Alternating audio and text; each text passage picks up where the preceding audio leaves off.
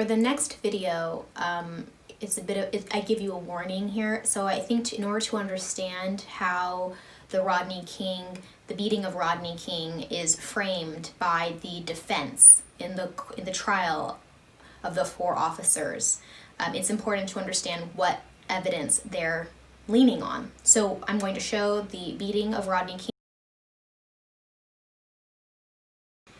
So what you see there, you see four grown men armed with weapons and also armed with the law, beating an unarmed man. You see also the racial differences. You're aware of the racial differences, rather, of it being also 4 white men armed with weapons and also armed with the law, and then an unarmed black man being beaten. So there's so many differences between these two sets, having a 4 against 1, this dynamic, all of that. Now, for the chief prosecution, they approached this video, which you just saw, as something which would be self-evident. Here's the quote I really want you to grab on from this trial. The chief prosecutor says, "What more could you ask for? You have the videotape that shows objectively, without bias, impartially, what happened that night. The videotape shows conclusively what happened that night. It can't be rebutted."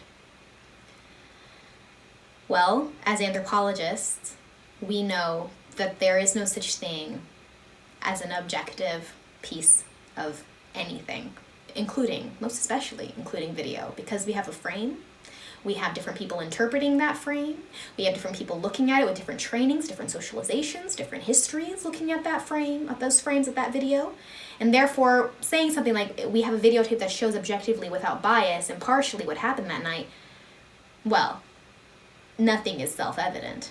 And that's exactly what the defense does, because, as I've mentioned before, perhaps surprisingly, the main evidence used in the defense of the police officers was that exact same videotape that you just watched. One of the officers who was convicted in the second trial, Sergeant Stacy Kuhn, spent much of his time between the 2 trials watching and re-watching that tape, seeing how it looked when projected at different angles and walls in his house. And rather than wanting to minimize the events on the tape, he told a reporter that what he would prefer is if it was, blasted in Dodger Stadium, and so that everybody can see, because he thought the tape was just so great. I mean, so very different viewpoints, right? Okay, and for Rodney King, looking at that video, he says it was sickening to see it. It makes me sick to my stomach to watch it. So different people, different histories, different viewpoints. That video, when it says it shows objectively, without bias, and impartially what happened that night, that actually is the whole point of the defense, to show that it is actually very careful police work. All right, so how is it that we get that? On one side, we have one group saying this was a violent beating of a man, 4 against 1. This was an excessive use of force. This was the prosecution's argument. Self-evident that it was an excessive use of force. Whereas for the defense, they say, no, this was actually careful police work. And this is the viewpoint that actually won and got the officers acquitted. How do we get there? That's that contested vision, and that's what juries and courtrooms are really about. It's like battling whose vision is going to win here. All right, so let's break it down. Okay, so here you see 4 officers, and the yellow arrows are there to highlight their viewpoint of Rodney King, who's lying on the ground. So in order to assess how the officers perceived Rodney King's actions, an expert witness was called. An expert who wasn't present at the scene, but who is called upon because they believe that he can describe authoritatively what the police officers could legitimately see as they looked at the man that they were beating. So here's the expert testimony. There were 10 distinct uses of force rather than one single use of force. In each of those uses of force, there was an escalation and a de-escalation, an assessment period, and then an escalation and a de-escalation again, and another assessment period. Here's a transcript. Can you understand that we're talking about the beating of a human being here? No. Well, you're not supposed to see it. That's why. So what happened here is that we see the expert is creating a coding scheme. So the jury's apprehension of the events visible on the tape is filtered through the police system of categories, of a coding scheme, as articulated by the expert who instructs them how to see the body movements of the victim in terms of that scheme. So you'll see this, which is an escalation and a de-escalation and an assessment. That's what I want you to, I'm highlighting here so that you can see that of all the stuff that's interesting to analyze here. I want us to focus on the highlighted aspects. An escalation and a de-escalation is a code for, so an escalation is to beat and de-escalation is to lift one's baton. All right, so he says in each of those uses of force, there was an escalation, a beating, putting the baton on the body, beating, and a de-escalation, lifting, right there. He says there was, and then there was an assessment period. Okay, and he says there were 10 distinct uses of force rather than a single use of force. So he shifts the whole way to interpret that. So what does that do when you say that there's an escalation and a de-escalation followed by an assessment period? An assessment period, that word connotes lots of things. Assessment means thinking about something. Assessment means to have pause, to look at the situation that's going on and to really wonder to yourself and to really assess what's going on, to think about it, to ponder. Okay, so if that's what's going on here, so we have a coding system where they're escalating, they're de-escalating, they're assessing. After assessment, you know what? We need to escalate, de-escalate. So beat, take off the baton, think about it, beat, stop the beating. Now, you saw how fast that video was. There's no assessment period going on at all.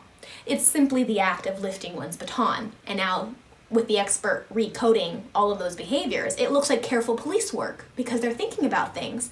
And it's not an excessive use of force because why it's not excessive? Because they're thinking about it. And if you're thinking about it, it means that there must be something going on with the victim here, which I use the word victim, but they're using it as assailant. There must be something going on with that being such that they need to keep escalating. All right? So let's look at this video.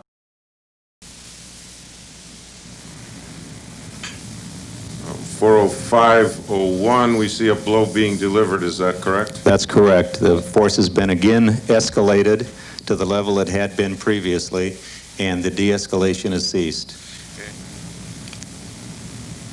And at this point, which is, for the record, 41329, we see a blow being struck and thus the end of the period of de-escalation. Is that correct, Captain? that's correct. Force has now been elevated to the previous level after this period of de-escalation. Okay. So, if someone is being hit again, then almost by any definition, any period of de-escalation force has ceased. You know, i.e. when the moment the suspect is not being hit.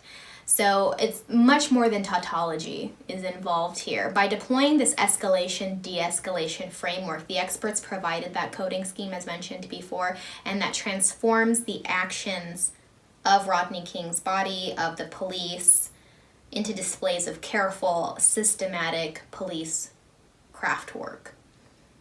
Okay, if you also notice here that the video is very slow.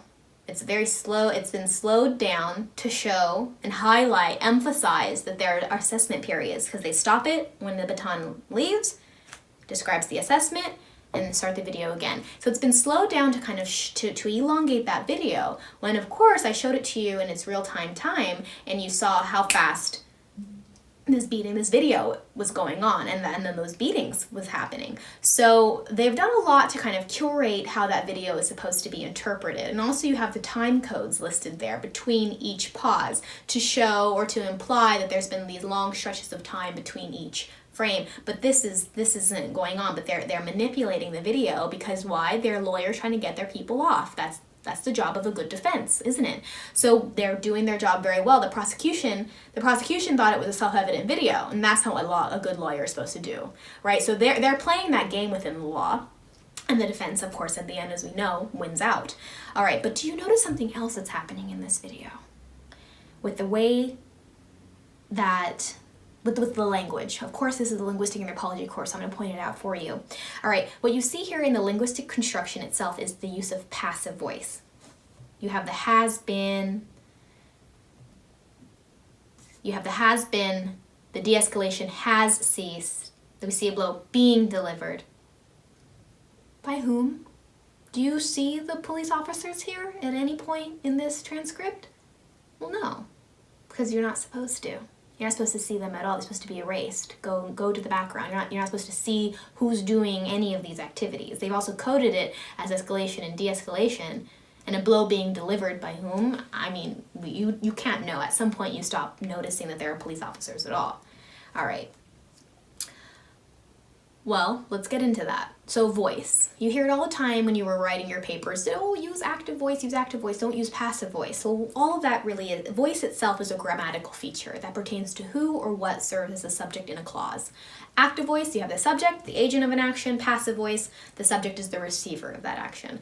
An example sentence could be, someone asks, who made the ice cream? And I could say, well, I made the ice cream. So you know who did it? I did. I made the ice cream. Another way to say that sentence was, the ice cream was made by me.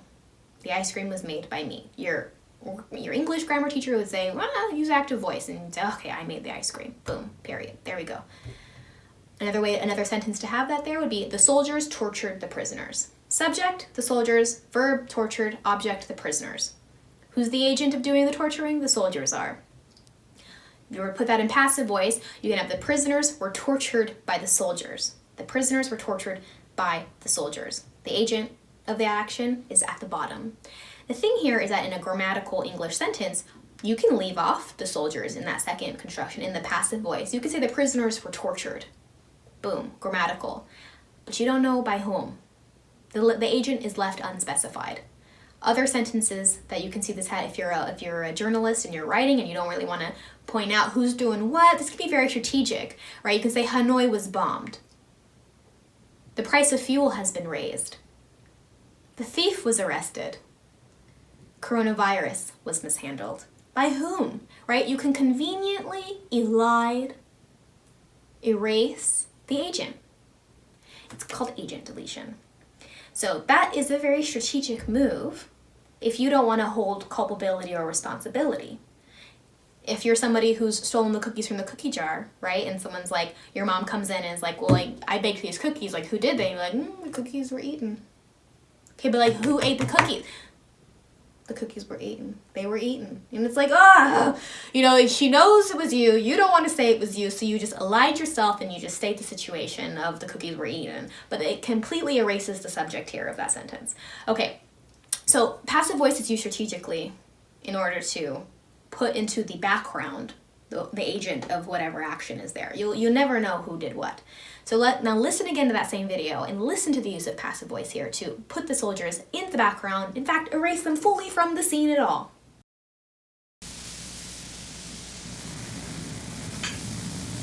.40501, we see a blow being delivered, is that correct? That's correct. The force has been again escalated to the level it had been previously, and the de-escalation has ceased. Okay. And at this point, which is, for the record, 4/13/29, we see a blow being struck and thus the end of the period of de-escalation. Is that correct, Captain? that's correct. Force has now been elevated to the previous level after this period of de-escalation. Now I think you can hear it, right? So here's that transcript with just a few of those passive voice constructions highlighted here. Okay.